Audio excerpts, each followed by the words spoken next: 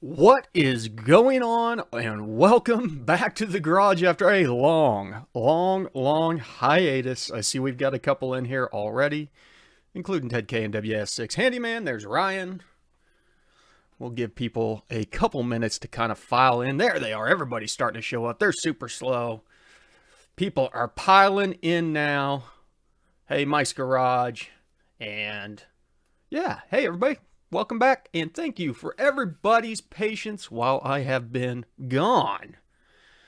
So, been a crazy holiday followed by a crazy first of the year. Glad to be back up in Pittsburgh. Had to go down to Oklahoma for some family stuff, and got back earlier this week, and finally getting back into the swing of things, getting caught up on everything. That's the hardest part, trying to stay caught up. Hey, Mom. You too, Dirt Floor. Hope you had a good holiday. Hope everybody had a good holiday, because I really haven't talked to very many of you since last year, believe it or not. So, and hey, Shane, welcome. Thanks for coming to the live show. Let's get into it. What's everybody doing? I've not done anything.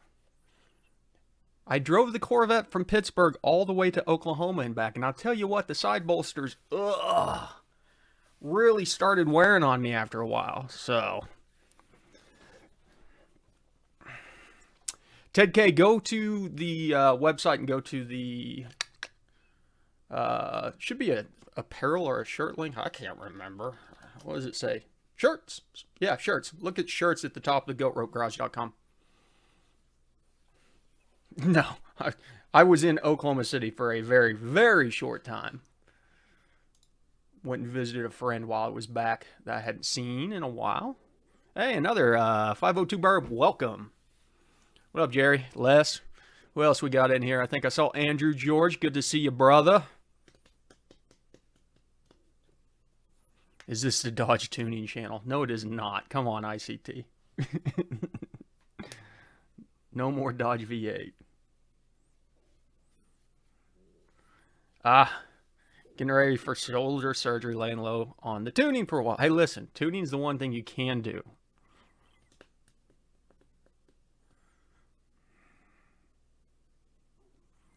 Scaled my tune back in the name of miles per gallon, but it only gave me 2. So I tuned up. Yeah, I don't blame you there. What's up, man? Installing a BTR Stage 2 L83 camshaft. Been a while since I caught a live stream. Well, Heavy Chevy. Rock and roll, man.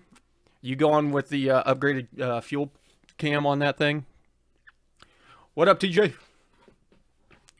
Hey, J-Rod, welcome. What's on the... Hey, listen, the same thing that's on the tap tonight is absolutely nothing. I'm not drinking anything, if that's what's being asked, because that's generally what everybody asks, is what I'm drinking. I have nothing, but as far as what's on the tap for the show, just answering questions, talking about tuning, talking a lot about performance, stuff like that. I just literally I've got stuff I need to get done. Just not gotten around to it. Yeah, me too, WS6. And I am back now, so anytime you set up WS6, you're good to go now, man. I appreciate your patience while I was out of town. It's just too hard to get everything scheduled out. Yes, you're correct, Mike. As your airflow gets dialed in, you will get better miles per gallon. Hey, Budget. Yes, it was a double-edged question. So. Oh, Les. I don't know why that got flagged. Les says he's decided the LQ9 is going in the wife's MGB. That'll be a handful. Yeah, I hear you, Jerry.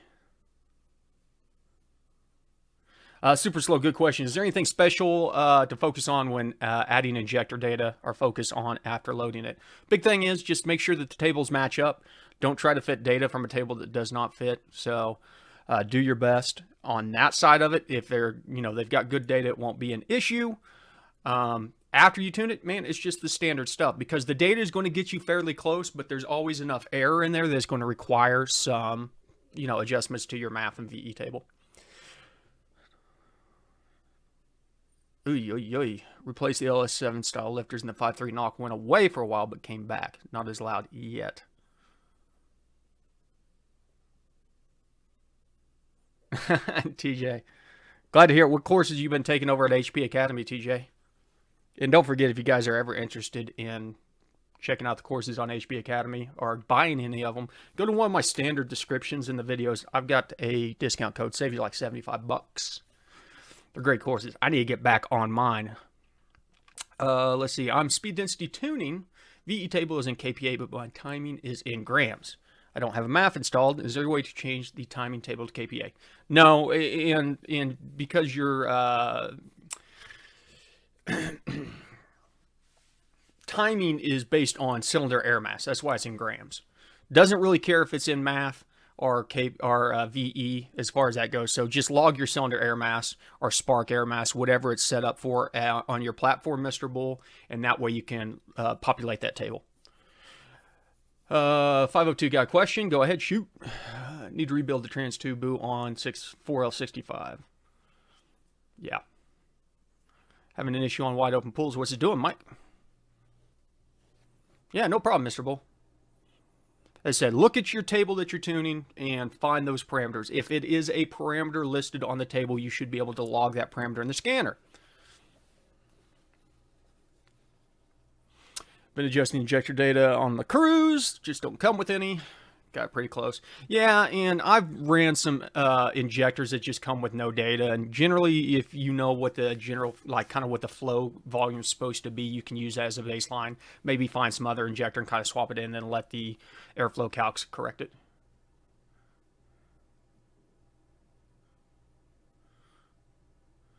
Okay, super slow. I'll check it out, man. Sorry, I haven't been on there lately, but I'll jump on there if he's still interested. It's sitting in my garage right now. Recommendations for the NOS controller with LS1 as plug and play mostly. Are you wanting to do progressive, Ted?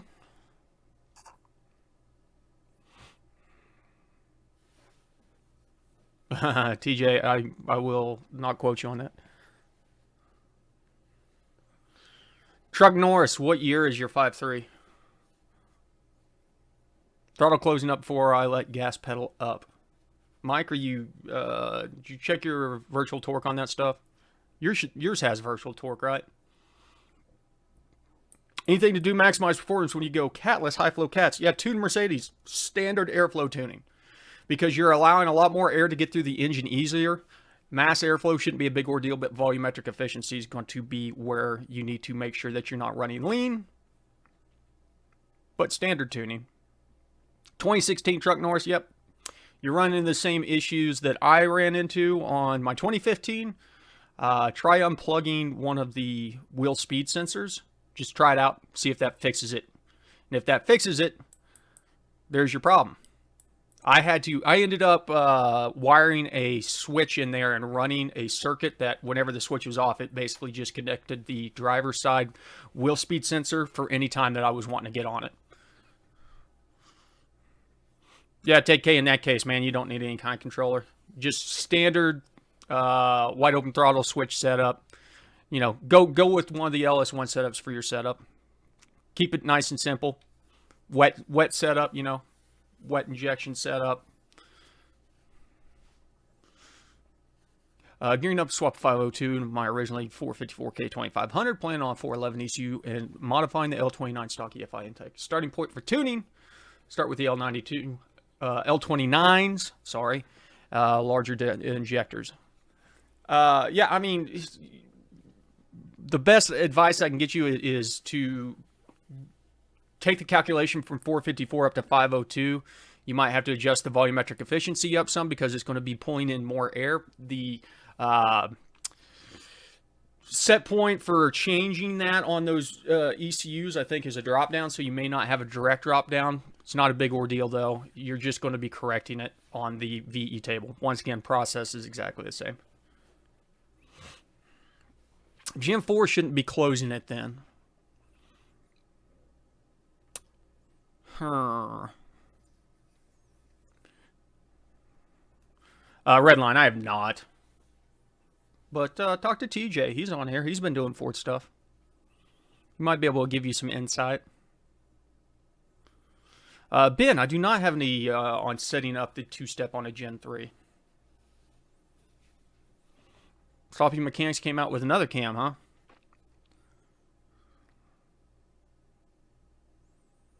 I wonder why lowering it would have fixed that. Because my truck is lowered.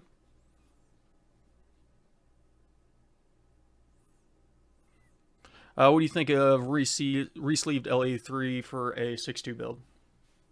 I mean, the blocks are the same. Shouldn't be an issue. Would E92 be the best ECU to use with the L83 swap in a 2013 Cadillac ATS? Yes. Yep. The big thing is, Southern Dakota, you just got to use a city, SIDI ECU, that supports direct injection because of the way the drivers are set up. You know, that's the big thing to keep an eye on there. So, but I wouldn't mess with anything like an E92A. You know, use something out of a... the only problem that you might run into is some wonky stuff with it throwing some weird codes because it can't see some other stuff.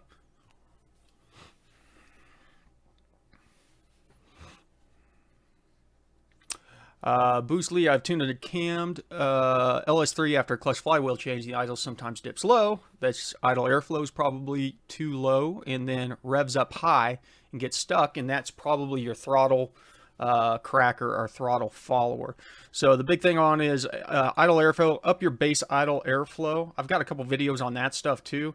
And then the throttle cracker is what it should be, is probably trying to catch it too high and causing it to ride high. So you'll need to lower the throttle cracker down. Don't zero it out like some people say, though. You don't need to zero it out. Thanks, Gail.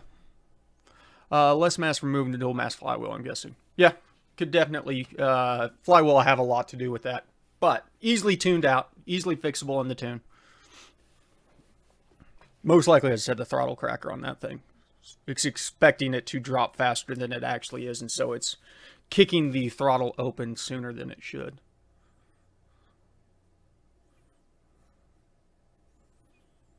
Yeah, Trug Norris. Do that, unplug that sensor. It's just a 2-pin sensor. It's easy to get through the wheel well. Do that. Report back to me next week. It'll fix it. Fouled plugs with 42-pound FIC injectors. Tuner refused to use FIC. Wanted to be used 47 pound to tune my 3-valve. Why would he refuse to use FICs? Just because they don't have injector data for the Ford platform? They do, though, don't they? I thought FIC had them for Ford, Mopar, and GMs. Hey, Cicero. Glad to be back.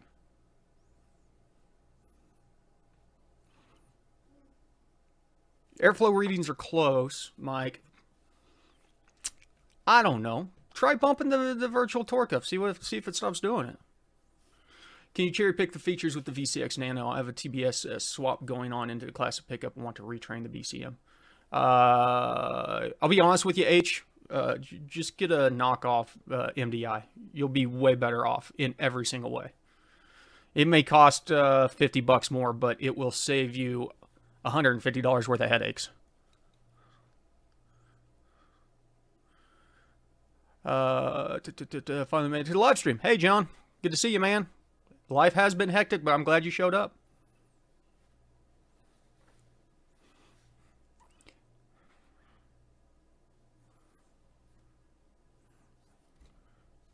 See you, Les. Thanks for stopping by, brother.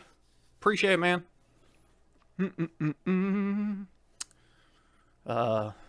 Yeah. Trying to think. I've got a couple things to do on the Nova. Registration is coming up next Friday, not the 14th, but the 21st for people that's been there before. So I've got to get up early on Friday and do that.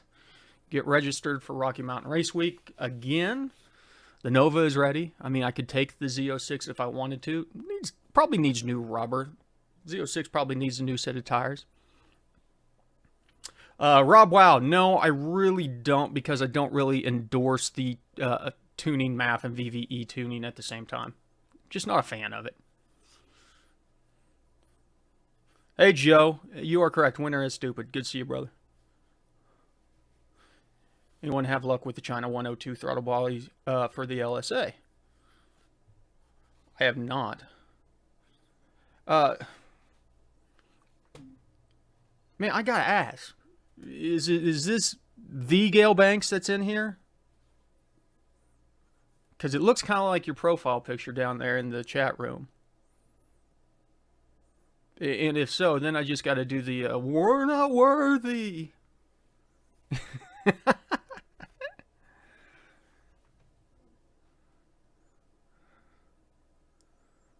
Well, especially whenever they don't have any tread from the get-go.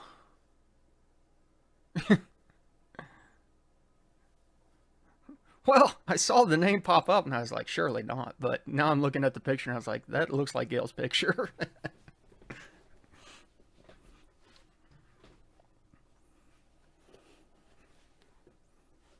What am I missing here as I'm nerding out? John Jungle heads for the race car, finally done, getting cleaned up and ported. Perfect, perfect. Gen 3 Vortec 57383 with first TPI intake, 411 PCM. Having problems with the IEC hanging, taking too long to idle down winning gear. Michael, you literally just missed me talking about the throttle cracker. That's what it's going to be. You want to basically go in and look at your throttle cracker under the IAC.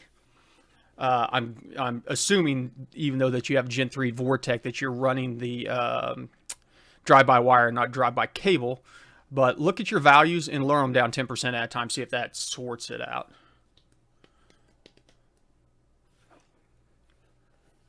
Huh. Budget Outlaws. Any issues tuning the Snake Eater 1500s? No. I've got those on the Nova. Took it to the dyno tune, but the tuner couldn't get it right after 6 hours on the dyno. Video on the page. He just didn't like those injectors. Listen, I will tell you this much, Budget. Call those guys at Snake Eater. They'll sort you out. You know, they're great injectors. They're Bosch injectors, you know. They will sort you out if there is an issue. They will allow you to send them back. They'll flow test them. They flow test all of them before they go out anyway, so it's really odd. Hey, Chevy for life.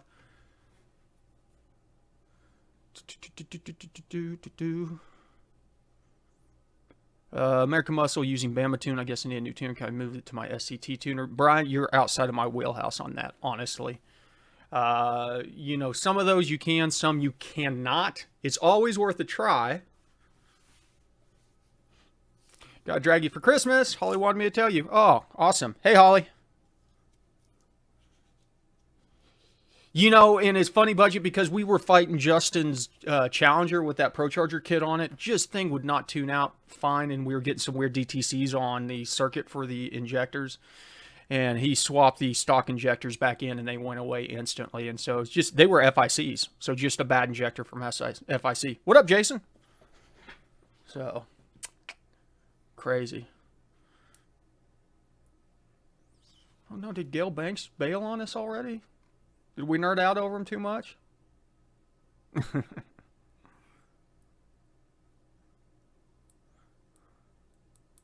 Yeah, there you go, Joe. I know you've used a lot of snake eaters.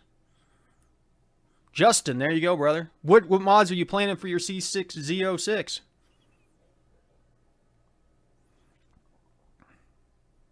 Yeah, I know. I'll have to track him down. I'm 99% sure that was him. Because if you look at his picture in the chat, that's the same one from his YouTube page, I think. Which is awesome. Good to see industry experts and veterans and just plain ass awesome people in the industry swinging by to say hi. You are true, ICT, but I don't know that anybody can just be Gale Banks on YouTube. I should be able to go to his website if I can figure out how to use this thing.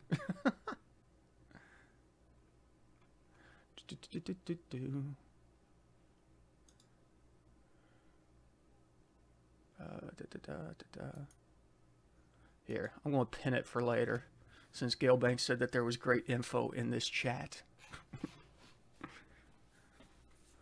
Ugh, we don't say that word, Heavy Chevy.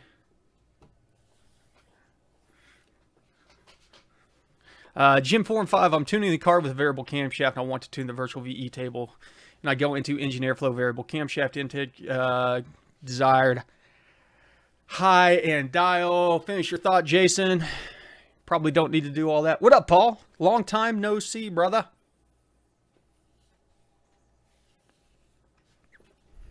Listen.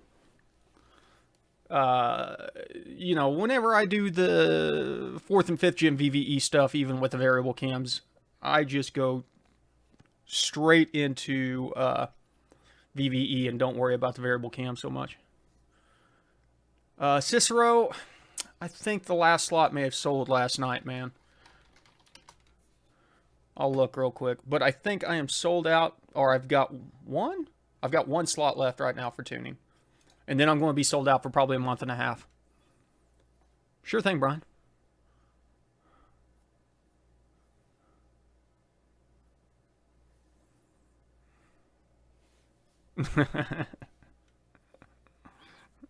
Oh, I'm just happy that he can't do thumbs down on my videos anymore.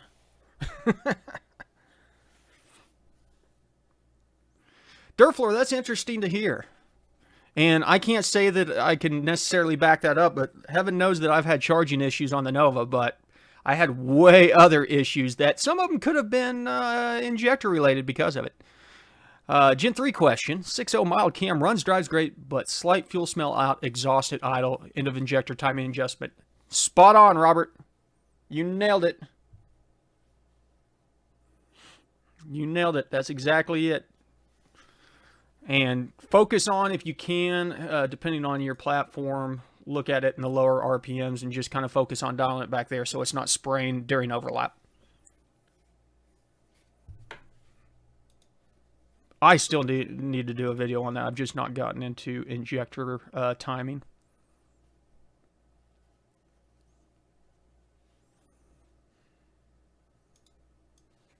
Oh, really? Now you got me wondering.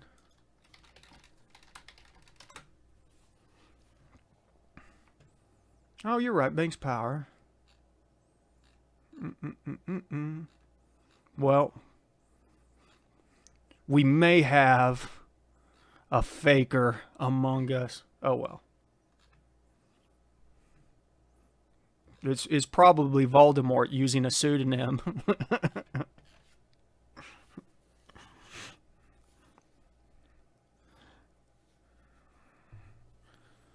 Oh, there you go, Mike's Garage. Make sure you check that out. What N2LS says, if you've used the cylinder gain tables, that can cause some issues on some OSs.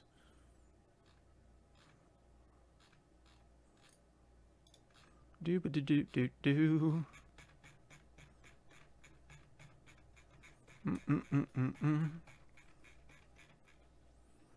Yeah, exactly. Maybe it's his personal one. We can still dream. Well, that could also make sense because it's not like Gale Banks would use Banks power if he was. There's probably somebody that does that at the at their place. Just let me dream, people. Jeez.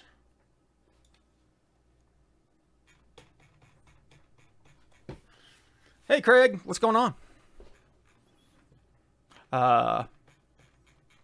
So yeah, I got fuel mods to do on the Nova still, and then I got a new overflow tank because the radiator overflow tank in there was kind of a cheap, crappy one.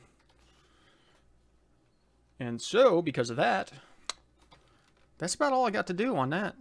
I really need to put a gear vendors in there, but man, I just don't want to spend the money. You know how that goes. Everybody that's done this knows how that goes.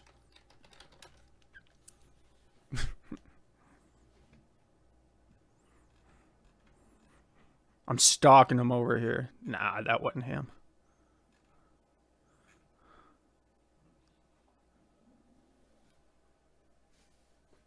Man, there's some weird stuff going on in my house. Okay, where was I? Let's get focused again. This is the name of the P0068. It's going to be under engine diag and airflow. You'll see it there. Based on your platform. I'm going to try to fire my engine up around 650.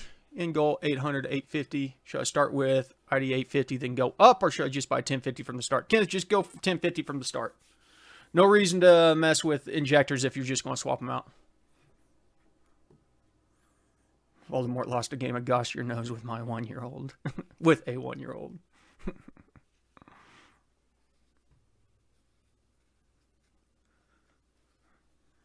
There you go, ECM 4042. Do you guys know what Into LS Tuning is talking about whenever he talks about ECM 4042? We've not really covered this before, but that's the actual table. So you can go into the navigator. Here, let me just jump over to the tune screen real quick. If you go into the navigator underneath editor here, and he said that was table 4042. And the filter here, you can type it directly in. This tune does not have the 4042 table on it, but as a example is 4023, as you can see down here.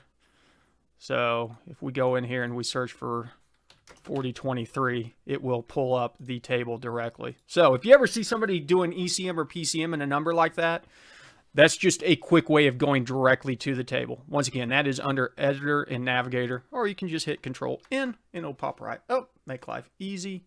Yada, yada, yada. Jake H, thank you for the nitrous purge. I didn't have the right screen pulled up. You got a question, have an 09 or an 01 Firebird, want to run 850 and be streetable. I want an F1A Pro Charger, that'll do it, and a P59 ECU, but what motor should I get built for it, LS1, LS2, or LS3? I would probably go, personally, this is just personal, all of them you can probably get away with. I'd either go 850. Actually, let's just see, and everybody kind of weigh in here. I'm thinking probably a 6 liter. I don't know if I'd go all the way out to a 6.2 liter. If you're wanting to run enough boost to get to 850, that's a lot of boost. You're talking about 1,000 horsepower or so, plus maybe, depending on how heavy your car is. An F1A will definitely get the job done. But I tend to like maybe a little bit smaller displacement, a little bit thicker cylinder wall, a little bit higher boost. And as Cicero said, might even want iron. Yeah. An iron 5.7 or even a 5.3 wouldn't be bad. But honestly, if you build an LS3 properly, as long as you put the right guts in it and you maintain cylinder temperatures, you'll be fine. Any chance you have info on using or setting up AEM wideband to log through EGR? Yeah, you know, Michael, the big thing about it is you're just going to bring it into the EGR as a voltage. Then you need to create a custom math on the voltage to transform it. The manual that came with the wideband will have the formula that you need to tie in there. It'll be voltage times something divided by something. Yeah, see, ICT car guy is saying square port 6 liter, best value salvage yard. I mean, that's honestly, that's probably what I would be looking at. Forged LS3 would be great. It just is so expensive. They get so expensive. Yeah. If you're willing to pony out the money, man, the power's a lot easier to make on the LS3. You know, you just got to look at it as the bigger the displacement, the less, you know, you can run less boost. Don't have to spin the Pro Charger quite as hard.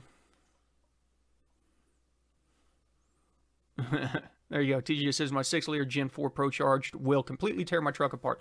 Whereas my 5th Gen Pro Charged truck literally tore itself apart at the track whenever it ripped the rear axle out and destroyed a brand new $2,300 carbon fiber drive shaft. Do a re-sleeved Siamese bore aluminum 5.3 block myself. Man, burning tires, I think that'd probably be the way to go.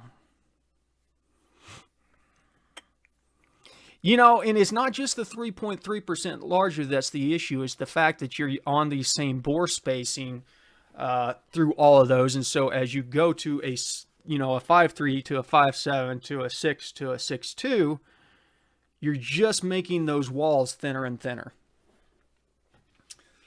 And if you're going max effort, yeah, you know, by all means, go straight to an LS3 or an LS7 and wind that thing up if you're, you know, sticking naturally aspirated. You know, I think Cathedral Port probably gets a little bit of a bad rap. I don't think it's as bad as everybody thinks it is. Now, granted, some of the square port stuff in the LS7 square port it does flow a little bit better, but, I mean, on boosted setups, it doesn't really matter, let's be honest.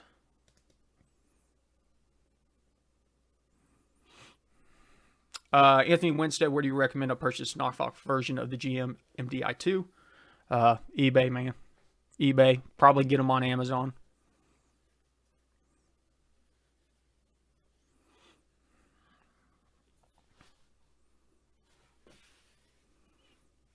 When it comes to cylinder air mass on my small engine, I'm getting to 1.45 grams. That's quite a bit. Yeah, that's quite a bit on a 1.4 liter engine. That's moving some air. You know, you're talking about a lot of naturally aspirated stuff. Like V8s are only doing 1.2, so you're moving huge amounts of air, packing a lot of air in. Did you give up on the VCX Nano? Listen, Rick, the VCX Nano works. At least it did. I've not tried it with the new TechConnect software that came out. But going over and testing out the knockoff MDI is just 1,000 times easier. The Nano is such a pain in the butt to get everything to work perfectly right. The MDI, you don't have that problem. Ted K, can I tune the tables to retard timing under NOS? The table showing air volume above the NA. You know, honestly, what people normally do on that stuff is they'll set a switch up for their IATs to cause an IAT failure and then go into their IAT base table and set up a row, because it'll put you on a specific row where you can subtract a set amount of timing for that row regardless of the cylinder air mass. And so basically it's like hooking a relay up to your IAT sensor that is connected to your wide open throttle switch or something like that, and then see what it defaults your IAT temp to. Should be high or low. I can't remember. Should be high. No, wait a second. Should be low. 100% resistance should be low. There is some videos out there on that, Ted. Or some, I don't have any videos. There's some forum posts out there. 6 PSI, man, that's not even boost. I sneeze out 6 PSI. My tuner is telling me not to do a cam without doing pistons and rods. What else are you doing, Craig? I mean, cam is like one of the basic mods to do without doing pistons and rods. Cam doesn't care about your pistons or rods. Your pistons and rods don't really care about your cam. Cams are there to open up airflow in and out. Your air intake and your exhaust are going to determine how effective the cam is.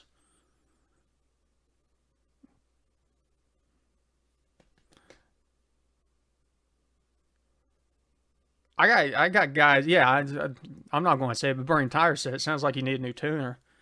I mean, I got guys with LT4s and stuff like that and LT1s that are like, they're not going to touch the bottom end. ProCharger P1X 615 on the dyno. That's pretty good for a P1X. Oh, you've got a ProCharger and he's telling you not to do a cam without doing pistons and rods. Okay. How much boost are you running? That's going to be the question.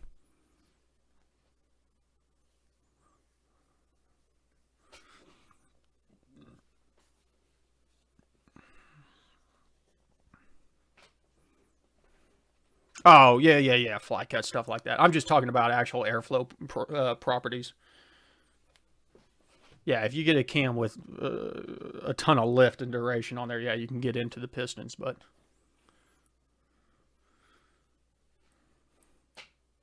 Chevy for life, you don't need to burst my bubble. I'm just messing with you, man. Yeah, aftermarket pistons should already be fly cut. Should be. Don't make the assumption. Make sure you turn it over by hand. Oh, man, see, you got 7 PSI with headers and meth already. As long as the cam's not too aggressive, man, you'll be perfectly fine. It says, as long as the cam doesn't get into interference with the pistons, you're fine.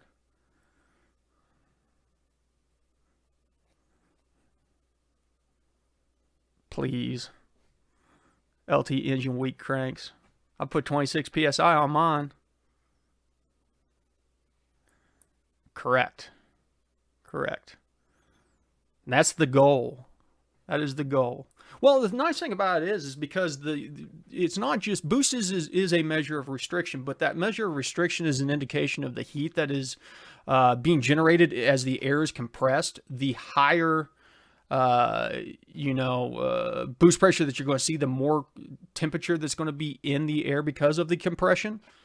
And so it is kind of a bonus. You run a cam like that, you lower restrictions, and at the same time, you're also lowering the intake temps. Oh yeah, yeah. I believe that you can make 1200 on all stock internals, but you're still going to have to pull it out and gap the rings.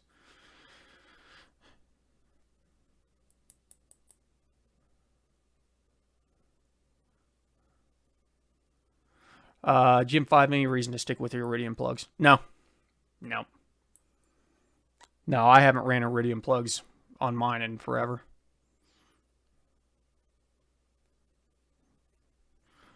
Well, and on top of it, you also got to remember Gen 5 being DI has the added benefits of having a little bit cooler cylinder temp because of the atomization of the high pressure injection. If I want to supercharge my LS7, I've heard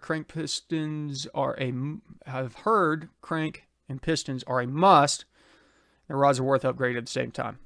LS7 is a little bit of a different story. The 6-liter Gen 4 did 1500 before it broke. Yeah, but that's not realistic. Just because it did 1500 before it broke doesn't mean it's going to be anything close to reliable. Bingo. Just like into LS7s, you can make big power on stock parts, but you can't make big power all day long every day on stock parts. Better parts are for longevity. Sit low. Totally new to the whole tuning aspect of these EFI systems. Old carburetor guy. Welcome. Just completed my LS swap. Really appreciate you the knowledge you share. Hey, man, I appreciate you taking the time to jump up on the live show, man. Would you put in pistons, rod, and turn up the boost? I would put in pistons and rods. I would lower the compression ratio down a point, and then I would really turn up the boost.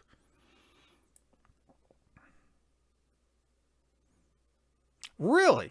BTR made their LED3 cams all need to be fly cut. I don't buy that. I don't think that's right, Heavy Chevy. You might be right though. I don't know. I've not ran. I've had some BTR cams in the past. I've got a cam motion in mind right now. Caesar, thank you for the nitrous purge, brother. So I bought a mod 2009 135i from a friend, 17T turbos, intercooler, etc. Car's crazy fast. Yet he's still on the stock tune. Listen, so what you want to do, man, is, and I don't know enough about the BMW platform to tell you one way or the other, is to check the closed loop system, see if it involves wideband sensors. A lot of the stuff has factory widebands. It will make the compensation perfectly fine on that stuff. But if you do have widebands, you can also look at what is going on as far as if it's going lean or not. If it still has a standard narrowband stuff like the older stuff does and the GMs do, be warned, you could be running lean. You want to get a wideband, aftermarket wideband on there and take a look at. The only benefit that you have right now, if it's on the stock tune, that means the timing is not too aggressive, so it's probably not a big ordeal. Ethanol does love compression and boost.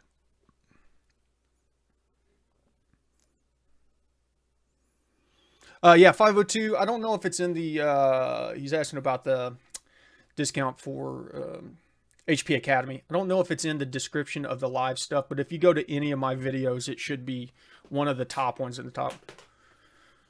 What is the best way to increase fueling on a Gen 5? Intake pump, high pressure pump? Man, that is a loaded, long question, Alex. But there's a couple things that you can do. You're probably, depending on how much you're going to get to, past 7 PSI, 6 PSI on most Gen 5s, you're going to run out of, unless it's our pre-boosted stuff, you're going to run out of fuel. LT4 injectors, LT4 high pressure fuel pump, and then a upgraded low pressure. The big thing to do though is whenever you're, there you go, DIY guy says the BMW M54 does come with widebands, so it should be good. The big thing to pay attention to, though, is the pressure. So whenever you get into an issue on the high pressure side, dropping down and running lean, that means you're running out of high pressure fuel pump. If you have pressure on both the high and low side, that means you're running out of injector, which you will actually not run out of injector on that. You're just going to run out of time in which to inject. And then you'll see the same thing with low pressure. If you see the low pressure dipping down whenever it's dialing for 65 and you're seeing 45, then you know that's a problem. Got any tips for part throttle cruising? Yeah, dial in your VE table. Listen, everybody, it's 8:37. We've got a little bit over tonight, so we're going to go ahead and wrap it up. Everybody, welcome to 2022. It is the year of tuning. Everybody, get your thinking caps on. We're going to be doing more tuning stuff this year than ever. We're going to branch out, do some new stuff that we've never seen before as far as platforms, and I don't necessarily mean cars. I think we're going to look at some different tuning platforms. We're going to look at some different standalones. We've got a lot on the table for this year.